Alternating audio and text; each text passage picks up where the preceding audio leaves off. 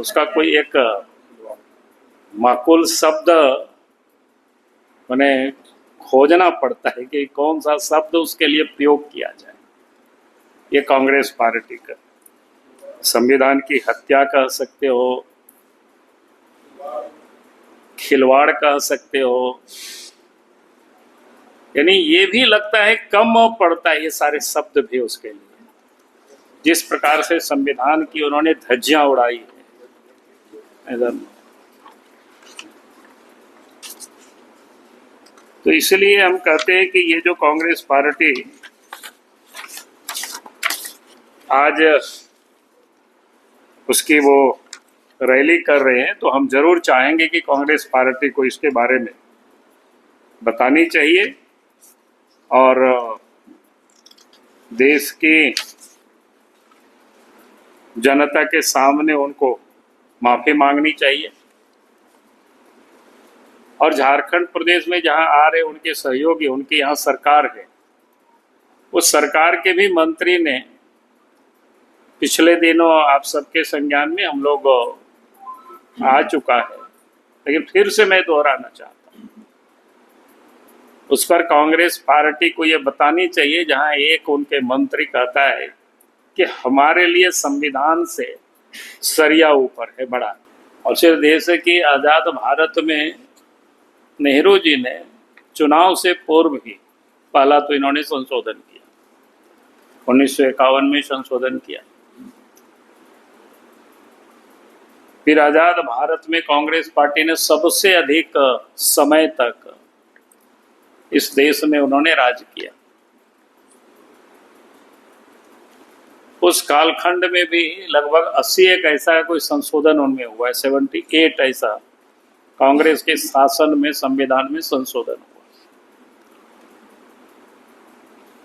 और कांग्रेस पार्टी ने जो संविधान के संशोधन किया तो अपने हितों को देख करके किया, अपने वोट की राजनीति के लिए किया। उन्होंने राज्य की या देश की जनता के हितों में उन्होंने नहीं किया।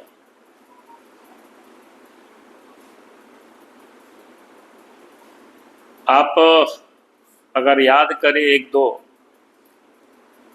तो इमरजेंसी को याद करिए। इमरजेंसी में तो संविधान की तो इन्होंने पूरी तरह से धज्जे उड़ा दिया, यानी संविधान में जो भी हमारी स्वतंत्रता, अभिव्यक्ति, न्यायपालिका,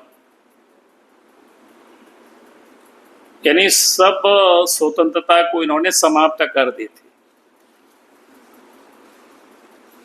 और श्रीमती गांधी ने उसको अपने पूरा संविधान को समाप्त करके, यानी इसको कह सकते हैं कि पूरे अधिकार को अपने पास हस्तगत कर लिया।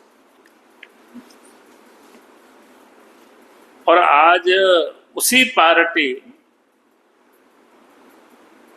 के नेता या कांग्रेस पार्टी आज देश भर में घूम घूम करके संविधान की रक्षा की दुहाई दे रहे। उस समय न्यायपालिका की स्वतंत्रता, अखबार की स्वतंत्रता, सब कुछ समाप्त कर दिया। देश में जितने भी बड़े लीडर थे जो कांग्रेस पार्टी का विरोध करते थे, उन सारे लोगों को उन्होंने जेल में ठूंस दिया था। और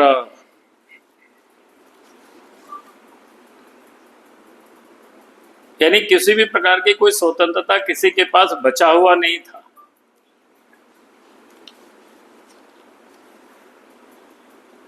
आज वो कांग्रेस पार्टी संविधान की हिफाजत की बात करते हैं, रक्षा की बात करते हैं, तो शायद उनको उससे पहले देशवासियों से क्षमा मांगनी चाहिए थी कांग्रेस पार्टी को। चूंकि अभी आ भी रहे हैं तो हम चाहेंगे कि कांग्रेस पार्टी के अध्यक्ष शायद आ रहे हैं कि भाई उनको सार्वजनिक मंच से एक बार तो कान पकड़ करके देशवासियों से क्षमा मांगना चाहिए कि हमारे पूर्वजों ने, हमारे नेताओं ने इस संविधान के साथ किस प्रकार से छेड़छाड़ किया है, वो किसी से छुपा हुआ नहीं।